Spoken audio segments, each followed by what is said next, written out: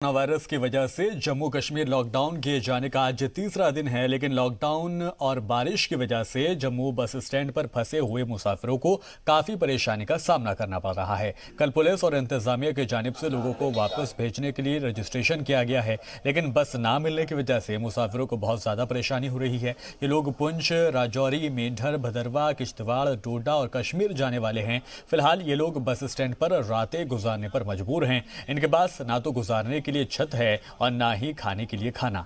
इन लोगों के साथ बहुत सी ख्वातीन भी रुकी हुई हैं, जिनके साथ छोटे छोटे बच्चे हैं। वो पुलिस और इंतजामिया से गुहार लगा रही हैं कि इन्हें किसी भी तरह से अपने घर तक पहुंचाया जाए। और कोरोना वायरस के सबब जम्मू में लॉकडाउन का तीसरा दिन था। जम्मू में मुसलसल बारिश होती रही, लेकिन पुलिस और इंतजामिया तेज बारिश में अपने खदमात देने में बिल्कुल भी कोताही नहीं बरत रहे। आने जाने वालों पर सख्ती से नजर बनाई जा रही है। एसपी साउथ विनय शर्मा ने लोगों का शुक्रिया अदा किया और कहा कि लोग पुलिस और इंतजामिया का जिस तरह से साथ दे रहे हैं, हम उनका शुक्रिया अदा करते हैं। उन्होंने मजीद कहा कि जो लोग हमारी बात नहीं मान रहे, उनके साथ सख्ती से भी पेश आ रहे हैं। कल से जम्मू में हालात बेहतर हुए हैं। लोग घरों से निकलने से पहले एक बार सोच रहे हैं और लोगों को बात समझ भी आ रही है कि कोरोना वायरस कितना ज़्यादा खतरनाक है। सबसे पहले तो मैं लोगों का शुक्रिया अदा करूंगा। लोग बड़ा ही अच्छा सेल्फ डिसिप्लिन डिस्प्ले कर रहे हैं इस समय। काफ़ी कम लोग सड़कों पे आ रहे हैं और हम जब आई कार्ड्स वगैरह चेक करते हैं तो देखते हैं कि ज़्यादा वही लोग हैं, जैसे डॉक्टर्स हैं या एसेंशियल सर्विसेज वाले हैं, इमरजेंसी डिपार्टमेंट्स वाले, वही बाहर निकल रहे हैं। आम लोगों का आना जाना बहुत कम हुआ है। मुझे पूरी उम्मीद है कि लोग अगले 19 जो दिन बचे हैं इसमें लॉकडाउन का पूरी तरह से पालन करेंगे और हमारे पास एक ही तरीका है इस जो वैश्विक महामारी है इससे बचने का, लॉकडाउन। और कोरोना वायरस के सबब जहां समाजी दूरी बनाए जाने के गाइडलाइंस जारी किए गए हैं, तो वहीं जीएमसी में इन गाइडलाइंस की धज्जियां उड़ाई जा रही हैं, जिसके खिलाफ नर्सिंग स्टाफ ने एहतजाज भी किया। साथ ही सभी सहूलियात मुहैया करवाए जाने का मुतालबा किया, जिससे वो खुद भी अपनी जान बचा सकें। इनकी सबसे बड़ी मांग यही थी कि इनको लाने और ले जाने के लिए गाड़ी का इंतजाम किया जाए, जिससे इस वबा के वक्त वो अपना काम सही तरीके से कर सके और अपनी सेहत का भी ख्याल रख सके। मेरी प्रिंसिपल मैडम से, मेडिकल सुपरिटेंडेंट सर से और एडमिनिस्ट्रेटर सर से बस यही एक रिक्वेस्ट है कि आप प्लीज़ हमें इक्विपमेंट्स प्रोवाइड करिए। आप हमारी सेफ्टी के बारे में सोचिए। हम आपको ये नहीं बोल रहे हैं कि हम काम नहीं करेंगे, हम अपनी बेस्ट सर्विस देंगे, लेकिन आप हमें फैसिलिटीज़ तो दीजिए। हमारी सिस्टर की क्या हालत रही है, वो भी एक इंसान है, उसे भी भूख लगी होगी, उसके पेट पे बच्चा था, एटलीस्ट आप उसी के लिए सोचते। हम कहाँ जाएंगे? अगर कल को हम इन्फेक्टेड हो गए तो पूरी सोसाइटी इन्फेक्टेड हो जाएगी। हमें सीआरपी वाले, पुलिस वाले हमें रोक रहे हैं। देखो हम कैसे आएंगे, ड्यूटी पर आ रहे हैं हम और लेट हो जाते हैं, हम लोगों को गाड़ी नहीं मिलती, फिर अपने घर जाते हैं, फिर अपने घर वालों को साथ लाते हैं, उनकी कौन जिम्मेवारी उठाएगा? और तंगमर्ग में महकमा सेहत और पंचायत बॉडी ने घरों से बाहर मौजूद बैतुल खला को तोड़ दिया और एहतियात के तौर पर पंचायत बॉडी की टीम ने लोगों के लिए ये कदम उठाया। टीम ने मुख्तलिफ इलाकों में जाकर बैतुल खला को मुनहदिम किया। साथ ही लोगों को अपने आसपास के इलाकों को साफ रखने की भी हिदायत दी और लोगों ने भी इस कदम की तारीफ की। पंचायत बॉडी की टीम ने लोगों से ये भी अपील की कि वो अपने घरों में बैतुल खला कायम करें, जिससे कोरोना जैसी वबा से बचा जा सके। ये हमने VHSNC कमेटी के थ्रू किया। हमारी पंचायत ने भी इसमें अच्छा रोल किया और हम आशा वर्कर्स ने भी मिलकर इसमें साथ दिया और हमने घर घर जाकर यही इतला दी कि अपने बच्चों को घर में रखो 14 अप्रैल तक, खासकर एक दूसरे के साथ न मिलो। जो वज़ीर-ए-आज़म नरेंद्र मोदी के मुकम्मल लॉकडाउन के ऐलान के बाद पुंछ के लोगों पर असर नजर आ रहा है। शहर और आसपास के इलाके मुकम्मल तौर पर बंद कर दिए गए हैं। लोग बगैर ज़रूरी काम के घर से बाहर नहीं निकल रहे। वही हाल पुंछ के राजा सुखदेव सिंह जिला अस्पताल का भी रहा। पुंछ जिले के सबसे बड़े अस्पताल होने की वजह से लोगों का काफ़ी आना जाना यहाँ पर लगा रहता है, लेकिन वज़ीर-ए-आज़म नरेंद्र मोदी की अपील और लॉकडाउन का खासा असर यहाँ पर दिखाई दे रहा है। लोग ज़रूरी चेकअप के लिए ही घरों से बाहर निकल रहे हैं और जो लोग अस्पताल में हैं वो भी अस्पताल इंतजामिया की जारी एडवाइजरी के मुताबिक ही चल रहे हैं। मेडिकल सुपरिटेंडेंट शमीम उल निसा बट्टी ने कहा है कि पहले लोग काफ़ी तादाद में आ रहे थे, लेकिन अब लोगों के आने में काफ़ी कमी आई है। उन्हें बताया गया है कि जो लोग अभी भी हैं वो सभी ज़वाबित पर अमल कर रहे हैं। जी, यहाँ पे हम लोगों का जैसे पहले से भी अब रश जो है वो थोड़ा सा कम हो गया है, तो लोग जो है वो उनको पता चल गया है कि जैसे कंप्लीट शटडाउन है तो वो भी कम अब घर से निकलते हैं। और उसके लिए भी यहाँ पे हम लोगों ने रखा है कि जैसे अगर कोई पेशेंट हमने देखना ही है तो हम लोगों ने सर्कल्स लगा के रखे हैं ताकि वो सर्कल में एक रहे, फिर दूसरा वो जब आगे जाएगा तो फिर मतलब सर्कल में बारी बारी जा रहे हैं वो, ताकि डिस्टेंस जो है सोशल डिस्टेंसिंग वो मेंटेन रहे। तो और लॉकडाउन का असर पुंछ में भी देखने को मिल रहा है। इस वक्त हम हैं पुंछ के डिस्ट्रिक्ट हॉस्पिटल राजा सुखदेव सिंह में। हम आपको बताएं ये जिले का सबसे बड़ा हॉस्पिटल है और यहाँ पे लोगों का भारी रश रहता था, लेकिन लॉकडाउन का असर यहाँ भी देखने को मिल रहा है। यहाँ पे आज बिल्कुल रश नहीं है, लोग घरों के अंदर ही हैं। और जो कुछ लोग हैं जो यहाँ पे बीमार पेशेंट्स के साथ आए हुए हैं उनको भी वार्ड से बाहर बिठाया गया है और उन्होंने भी काफ़ी दूरी बना के रखी हुई है। ये आप देख सकते हैं, ये कैंटीन है, यहाँ पे वो खाना खा रहे हैं, लेकिन यहाँ भी लोगों ने मास्क पहने हुए हैं और एक दूरी बनाई हुई है। पूरी तरह इसको पालन किया जा रहा है। यहाँ भी इस लॉकडाउन का असर पूरा देखने को मिल रहा है। रमेश पाली, जी मीडिया, पुंछ। और पुंछ के साथ साथ तहसील मेंढर के सभी इलाके पूरी तरह से बंद रहे। लोग अपने घरों के अंदर ही रहे और जिन लोगों ने लॉकडाउन के खिलाफ वर्जी की तो उन लोगों के खिलाफ पुलिस ने सख्ती भी बरती। एसडीएम मेंढर डॉक्टर साहिल जंडियाल और एसडीपीओ नीरज बंडियार मेंढर ने लोगों को अपने घर के अंदर रहने की सलाह दी ताकि इस बीमारी से मिलकर लड़ा जा सके। और कोरोना वायरस से निपटने के लिए राज्यसभा रुकने पार्लियामेंट डॉक्टर सुभाष चंद्रा ने महकमा सेहत का ताउन किया है। डॉक्टर सुभाष चंद्रा ने हिसार के महाराजा अग्रसेन अस्पताल को 40 लाख रुपए एमपी फंड से दिए हैं। एडीसी विवेक पदम सिंह को लिखे खत में उन्होंने कहा है कि जल्द से जल्द महकमा सेहत को रकम जारी की जाए, जिससे 30 लाख में 4 वेंटिलेटर, 10 लाख रुपए में सैनिटाइजर, मास्क, एयर प्यूरिफायर और पीपीई किट जैसी जरूरी चीजें खरीदी जा सकें।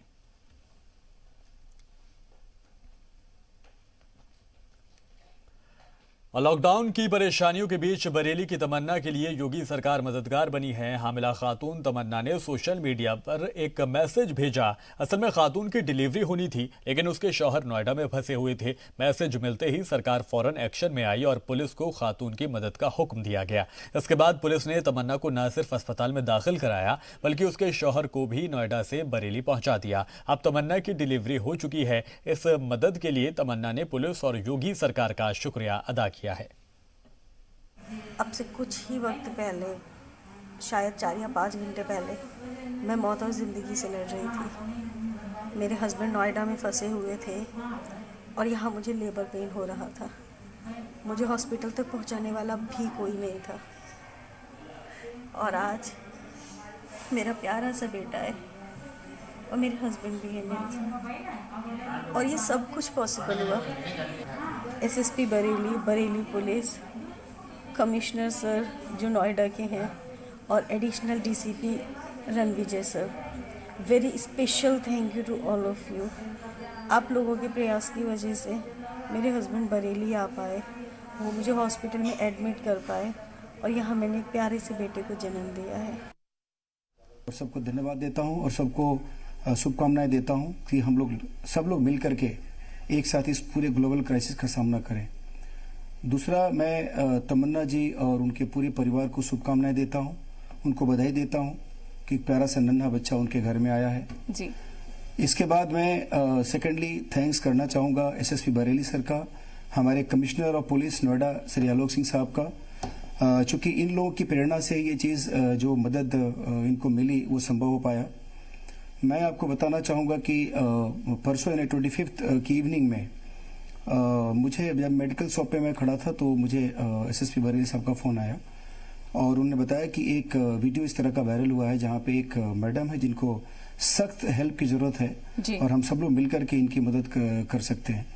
उसके बाद मैंने इस पूरे प्रकरण को सर के संज्ञान में, सीपी सर के संज्ञान में, कमिश्नर साहब के संज्ञान में लाया और उनकी प्रेरणा से मैं इसमें काम करना शुरू किया। उन्होंने कहा कि हर संभव मदद इनको देनी है और उसके बाद मैं सीधे वहां से चला आया। इनके नंबर मिले, नंबर से इनसे कांटेक्ट किया मैंने। यहाँ तक कि इन्होंने जो एक अल्ट्रासाउंड रिपोर्ट शेयर किया था उसमें जो नंबर्स थे उस नंबर से बरेली से मैं कांटेक्ट करके प्रयास कर रहा था कि मुझे नंबर से कम इनका नंबर मिल जाए। इन द मीन टाइम मेरे पास नंबर आ गया, मैंने बात की।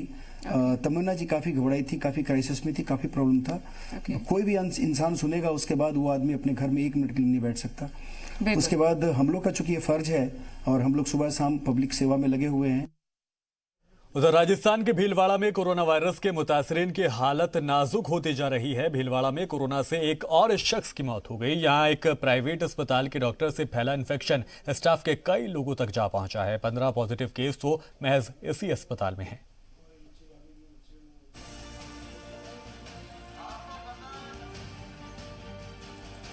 दुनिया भर में सयाहों के बीच हिंदुस्तान की तारीखी शहर और कपड़ा सनत के लिए मशहूर राजस्थान का भीलवाड़ा शहर आज कोरोना की वजह से सुर्खियों में है।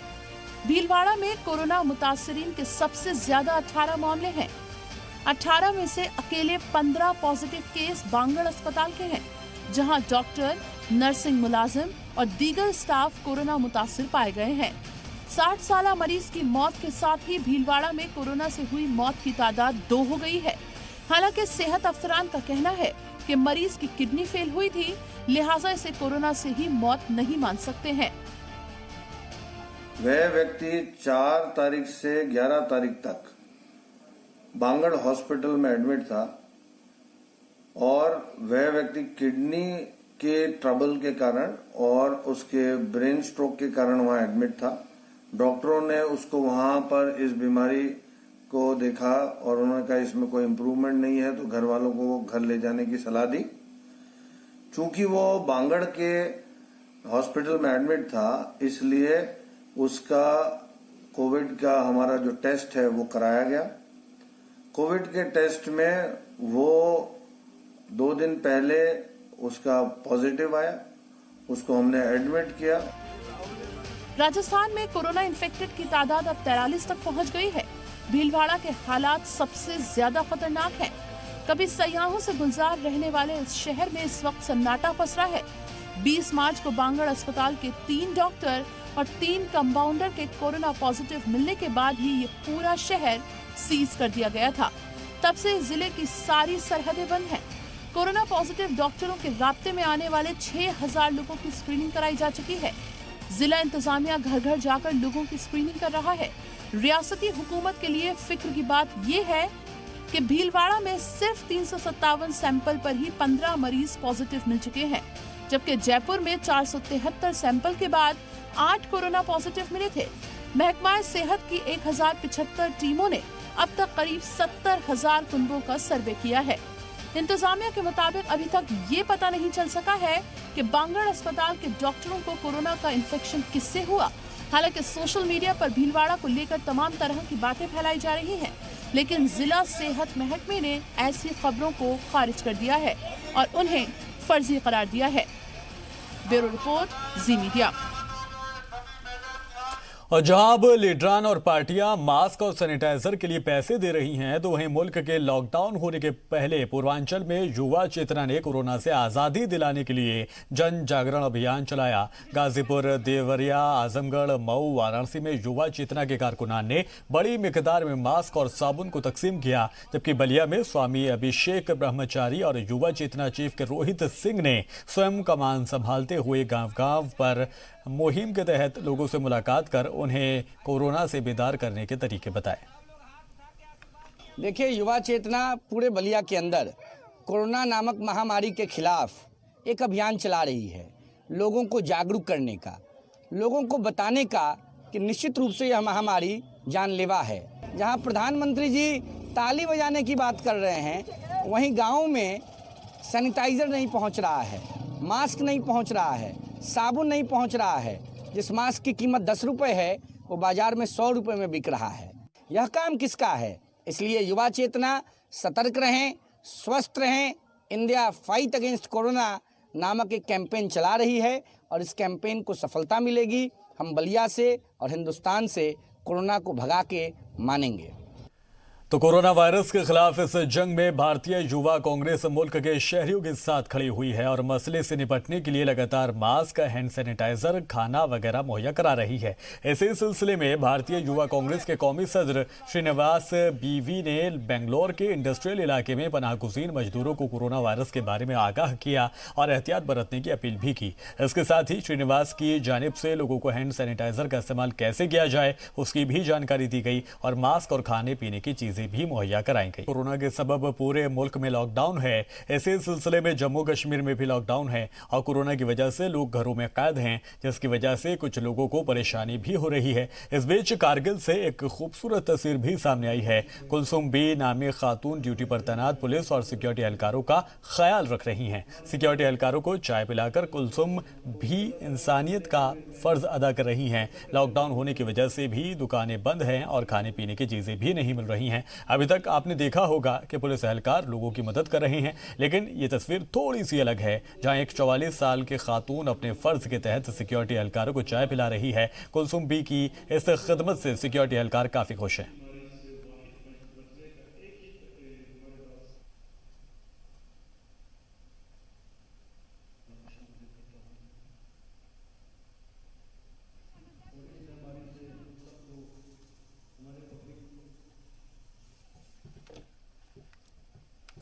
जो जैसा कि अभी शेख साहब ने यहाँ पे फरमाया, आपका जो एसेंशियल कमोडिटीज़ के बारे में है, ये हमने ऑलरेडी एलजी साहब के साथ, यूटी एडमिनिस्ट्रेशन के साथ टेकअप किया है और मैंने सुबह ही डिवीजनल कमिश्नर के साथ भी बात किया और हमारा जो मर्चेंट एसोसिएशन के उनके प्रेसिडेंट के साथ भी मेरी बात हुई है। उनसे हम मटीरियल उनसे हम पूरा लिस्ट ले रहे हैं। लेने के बाद हम ड्यूकॉम को हेड को साहब को दे देंगे वो, और ले में भी ये बन रहा है। तो इसमें इंशाअल्लाह रहमान हमें उम्मीद है कि यूटी एडमिनिस्ट्रेशन जो एक प्रोग्राम उसमें बन रहा है कि या वो आयल के ज़रिए उनको लाएँ या। और किसी ने सच कहा है कि जिससे तन लागे सो तन जानिए, यानी जिस पर बीतती है दर्द का एहसास सिर्फ उसी को होता है। कोरोना वायरस का प्रकोप ऐसा है कि बिना मुतासिर किए ही इसने मुल्क के लाखों मजदूरों, गरीब परिवारों को सड़क पर लाकर खड़ा कर दिया है। इन मजदूरों को इस बात का डर तो है कि उन्हें कोरोना का असर हो सकता है, लेकिन इससे ज्यादा फिक्र इस बात की है कि कहीं कोरोना से पहले उन्हें भूख ना मार दे।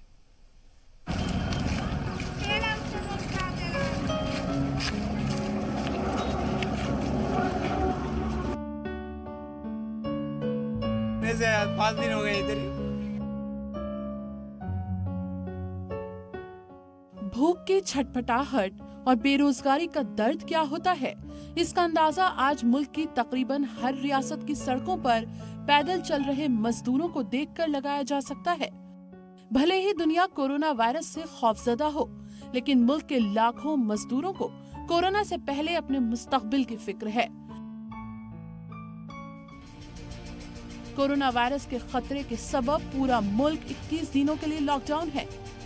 तमाम फैक्ट्री, मिल, कारखाने बंद हैं और तो और तामीराती कामों पर भी पाबंदी आयद हो चुकी है, जिससे दिहाड़ी मजदूरों पर सबसे बड़ा बहरान पैदा हो गया है।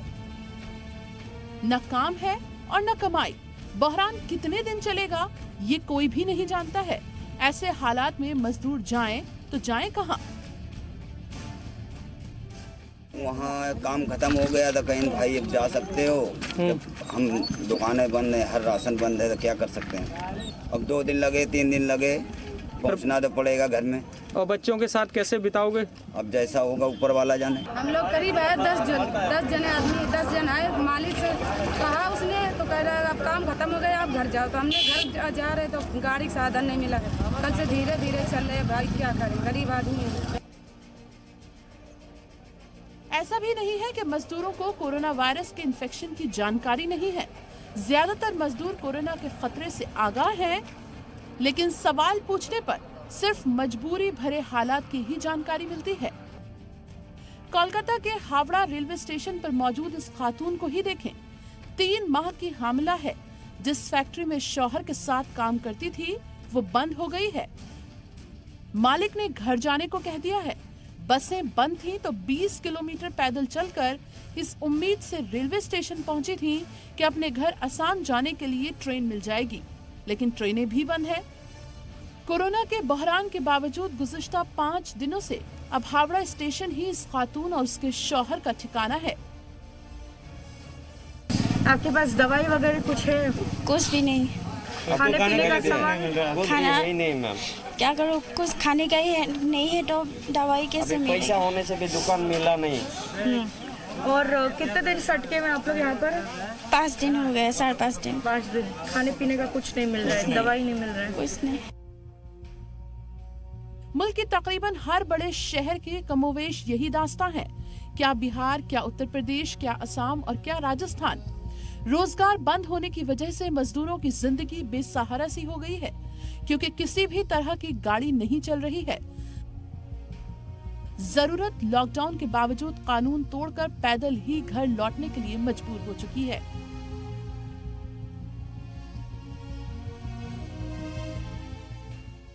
लोग अपनी मजबूरी बता रहे हैं, अपनी समस्याएं बता रहे हैं कि किस कदर अब पैदल ही लोग हाईवे पकड़कर अपने गांव की तरफ निकल रहे हैं।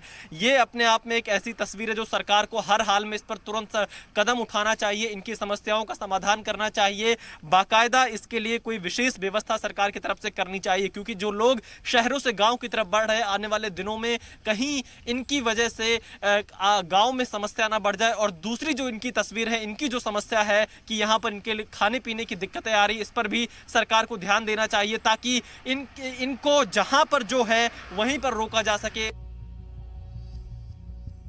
हालांकि पुलिस उन्हें समझाने की कोशिश कर रही है कि वो बहरान की इस घड़ी में यात्रा ना करें, सफर ना करें, लेकिन घरों को लौट रहे लोगों की तादाद भी हजारों में है। यूपी के चंदौली में पुलिस ने रेलवे ट्रैक के सहारे बिहार जा रहे 16 नौजवानों को हिरासत में लिया। ये नौजवान वाराणसी से रेलवे ट्रैक के सहारे पैदल ही बिहार के समस्तीपुर और छपरा जा रहे थे।